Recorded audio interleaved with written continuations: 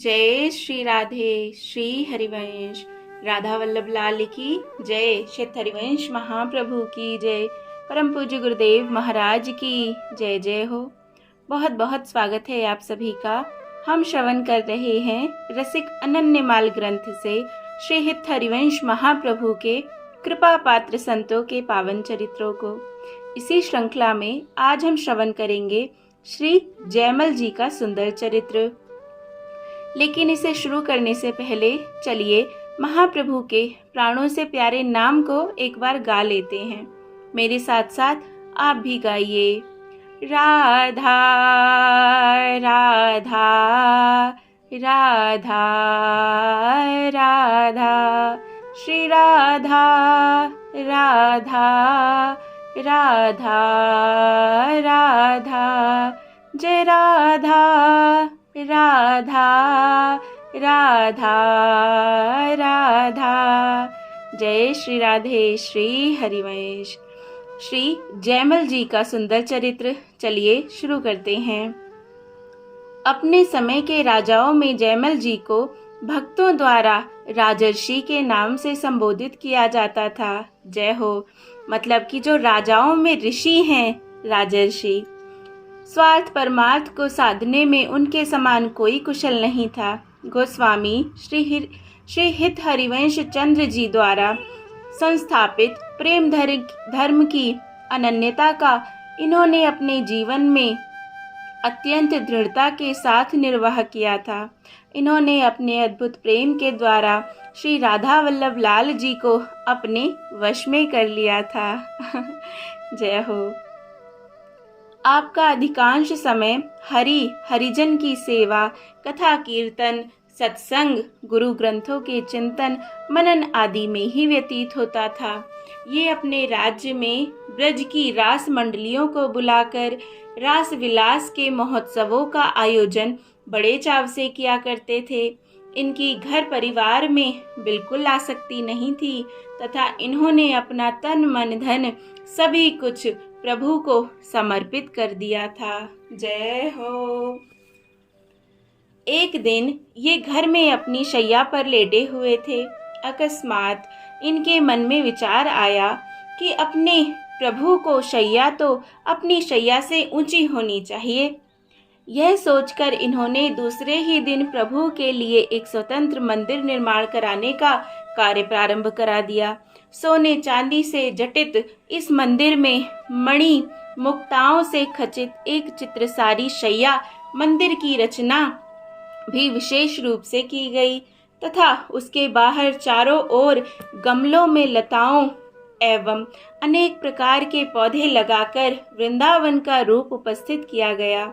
चित्रसारी तक पहुंचने के लिए इन्होंने स्थायी रूप से सीढ़ियां ना बनवाकर एक लकड़ी की नसेनी लगा दी। नसेनी अर्थात सीढ़ी, जिसे प्रभु की शयन के पश्चात वहां से उठाकर उसे एक तरफ रख दिया जाता था। जय हो।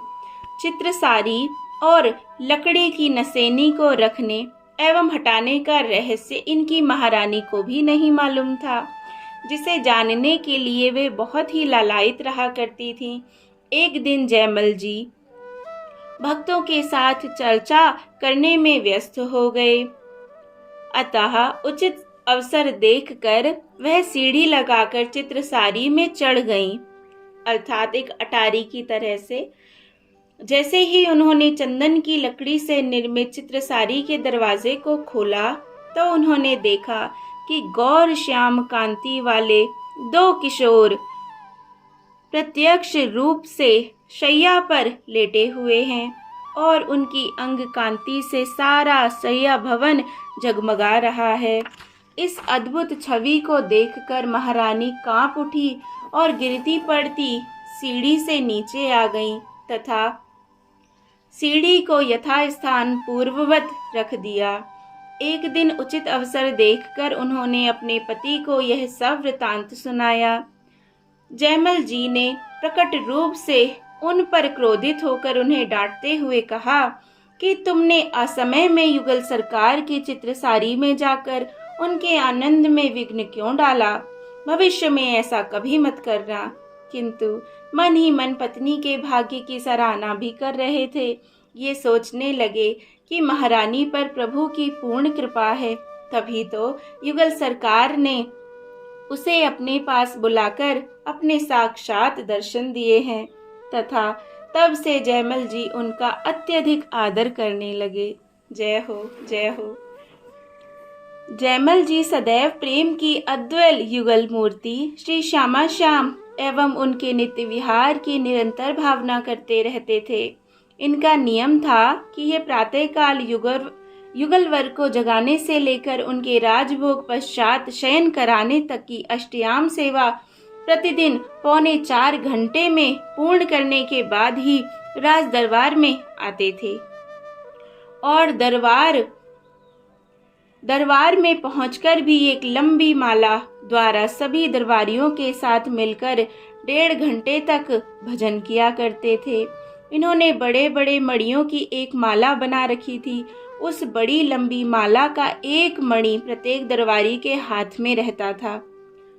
सब लोग एक साथ उस माला को फेरना प्रारंभ करते थे और जब माला का सुमेरु घूमकर पुनः उस दरबारी के हाथ में आ जाता था जिसके हाथ में वह माला प्रारंभ करते समय था, तब सभी की एक साथ एक माला पूरी मानी जाती थी। इन्होंने भजन के समय में कैसी भी विपत्ति उपस्थित होने पर वहां आकर इन्हें उसके विषय में बताकर इनके भजन में विघ्न पैदा करने के लिए सभी को निषेधाज्ञा भी दे रखी थी। इस निषेधाज्ञा के उल्लंघन करने पर उनको मृत्यु दंड का भी प्रावधान किया गया था। अर्थात कहने का मतलब ये, जैसे कि ये सुबह से लेकर जब तक दोपहर में राजभोग लगाते हैं और उसके बाद प्रभु को शयन कराते हैं, तब तक 5-6 घंटे का जो समय था उसमें इन्होंने कह रखा था, चाहे कुछ भी हो जाए, चाहे कैसी भी विपत्ति क्यों ना आ जाए, लेकिन मुझे आकर मेरे युगल की जो मेरी सेवा चल रही है उसमें कोई विघ्न नहीं डालेगा, कोई मुझे सूचित नहीं करेगा, मैं बाहर आऊँगा तभी देखूंगा। और अगर कोई ऐसा करता है बीच में, मतलब किसी ने डिस्टरबेंस क्रिएट की, तो उसे प्राण दंड दे देंगे, ऐसा इन्होंने रूल बना रखा था। और हमें देखिए, हम लोग सेवा कम करते हैं और इधर उधर की बातें ज़्यादा करते हैं। हम लोगों से फ़ोन पे भी बात कर लेते हैं और पता नहीं क्या क्या, दिमाग तो हमारा जाने कहाँ होता है। सेवा के समय सिर्फ सेवा तो नहीं कर पाते ना। पर इस चरित्र से ये बहुत अच्छी बात समझ में आती है कि अगर सेवा करें, भले 10 मिनट की, भले 2 घंटे की, लेकिन पूरी तन्मयता के साथ करें, सिर्फ हम और हमारे युगल और कोई नहीं। इस प्रकार निष्काम भजन करते हुए इनकी 80 वर्ष की आयु हो चुकी थी। जय हो। इनके इस लंबे जीवन में शत्रुओं ने जब जब सिर उठाया तब तब उनको श्री राधा वल्लभ लाल जी की कृपा से पराजित ही होना पड़ा। मड़ोवर राज्य का शासक इनसे बहुत दिनों से द्वेष रखता था और कई युद्धों में परास्त भी हो चुका था। राज्य के किसी भेदिये ने इनके भजन काल और उसमें इनके ना उठने की प्रतिज्ञा को मड़ोवर के राजा को बताने के साथ साथ उन्हें उसी समय इन पर चढ़ाई करने की प्रेरणा दी। कायर मड़ोवर के राजा को यह बात बहुत अच्छी जची और उसने ठीक उसी समय 10,000 घुड़सवारों तथा 30,000 पैदल सेना लेकर जयमल जी की राजधानी मेड़ता को चारों ओर से घेर लिया। अभिमान में चूर शत्रु सेना निशस्त्र प्रजा को मारने एवं लूटने लगी। समस्त नगर में बड़ा भारी कोलाहल मच गया। जयमल जी उस समय अपने भजन में तल्लीन थे। निषेधाज्ञा के कारण किसी का साहस राजा को सूचना देने का नहीं हो रहा था।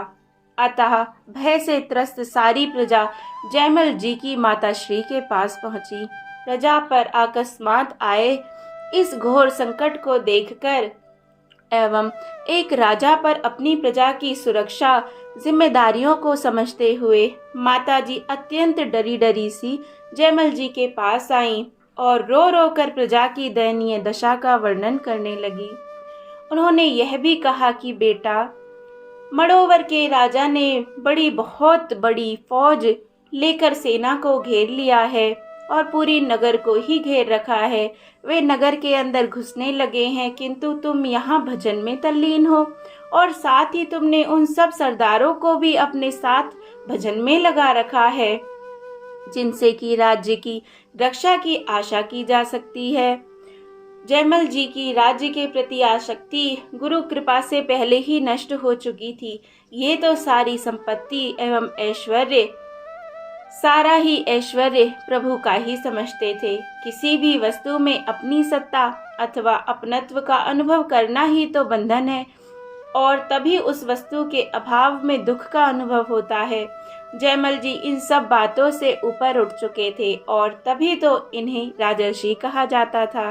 बहुत सुंदर बात। इन्होंने अति विनम्र शब्दों में माँ से कहा कि माताश्री, प्रभु जो करते हैं अच्छा ही करते हैं। उनकी कृपा से सब प्रकार से मंगल ही मंगल होगा। घबराने की कोई बात नहीं, जो प्रभु की इच्छा होगी वही होगा। राजा के इस उत्तर से माताजी सहित प्रजा के समस्त लोग हताश होकर मृत्यु का समय निकट आ जाने का अनुभव करने लगे। भक्त भावन श्री राधा वल्लभ लाल जी जयमल जी की इस भजन निष्ठा एवं इस अनन्य आश्रय से प्रभावित होकर स्वयं जयमल जी का रूप धारण करके जयमल जी के घुड़साल में पहुँचे और पूर्व सजे हुए घोड़े पर सवार होकर रण क्षेत्र में जा पहुँचे। जय हो, जय हो, सरकार की जय हो, जय हो। कितना सुंदर, कितना अद्भुत प्रसंग। प्रभु देखो, उनकी सेवा में उनका भक्त लगा है तो भक्त पर संकट आया है तो प्रभु खुद चले गए। क्या बात है, जय हो। बहुत आनंदमयी। बड़ोवर की सेना को वे उनके काल के रूप में दिखाई पड़ रहे थे। वे एक से अनेक बनकर उनके साथ युद्ध करने लगे। वे एक तीर से सैकड़ों सैनिकों को मार रहे थे। यह देखकर मड़ोवर के राजा की सेना अपने शस्त्रों को छोड़कर भाग खड़ी हुई। मैदान खाली देखकर भगवान वापस जयमल जी के घुड़साल में आ गए और घोड़े को उसके स्थान पर बांधकर अंतर्ध्यान हो गए। जय हो। जयमल जी जब अपना नित्य नियम करके निकले तो उनके मुख पर कोई चिंता नहीं थी और वह कमल की तरह खिला हुआ था। घुड़साल में पहुंचकर इन्होंने अपने घोड़े को तैयार करने की आज्ञा दी। सेवक ने आश्चर्य में पड़कर इनसे प्रार्थना की कि अभी तो आप रण विजय करके घोड़े से उतर कर गए थे और अब तुरंत ही किस स्थल पर जाने के लिए तैयार हैं। जय हो। अभी तो घोड़े का पसीना भी नहीं सूखा है। जयमल जी सेवक की बात सुनकर बहुत ही विस्मय में पड़ गए। इन्होंने बाग के बाहर आकर युद्ध स्थल को देखा। यहाँ पर शत्रु के बहुत से आदमी छत विक्षत अवस्था में मरे पड़े थे। उसी समय इनके 5 अश्वारोहियों ने भी आकर आज के रण विजय के लिए इन्हें बधाई दी। जयमल जी प्रभु की इस भक्त वत्सलता को देखकर सजल नयनों से एवं गदगद कंठ से उनका सुयश गान करने लगे और बोले कि हे प्रभु, आप सतयुग, त्रेता, द्वापर और कलयुग सभी समयों पर पांडव, अम्बरीश, द्रुपद सुता, गज, प्रहलाद आदि भक्तों की रक्षा सदैव करते आए हैं, किंतु मुझसे तो उन जैसी कोई भक्ति भी नहीं बन सकी। फिर भी ना जाने आप मेरी कौन सी बात पर रीझ गए। हे प्रभु, यह आपकी परम दयालुता ही है कि आपने मुझ जैसे को भी अपना समझा। यह परम सत्य है कि प्रभु भक्तों के दुख में दुखी और सुख में सुखी हुआ करते हैं। वे सदैव सच्चे प्रेम के वश में रहते हैं। यह बात वेद और पुराणों से भी प्रमाणित है। जय जय श्री राधे, जय जय श्री राधे। कितना सुंदर, कितना अद्भुत चरित्र ना। सेवा के समय सेवा प्रभु तो सिर्फ प्रभु, और आप पर जो परेशानी आएगी, जो विपत्ति आएगी, उसको प्रभु पहले ही टाल देंगे। बहुत बहुत प्यारा अध्याय, बहुत बहुत सुंदर चरित्र श्री जयमल जी का। आशा है आपको भी बहुत आनंद आया होगा। अगर आपने चैनल को सब्सक्राइब ना किया हो तो अवश्य करें। आगे हम और भी बड़े प्यारे प्यारे चरित्रों का श्रवण करेंगे। जय जय श्री राधे, जय जय श्री राधे श्याम।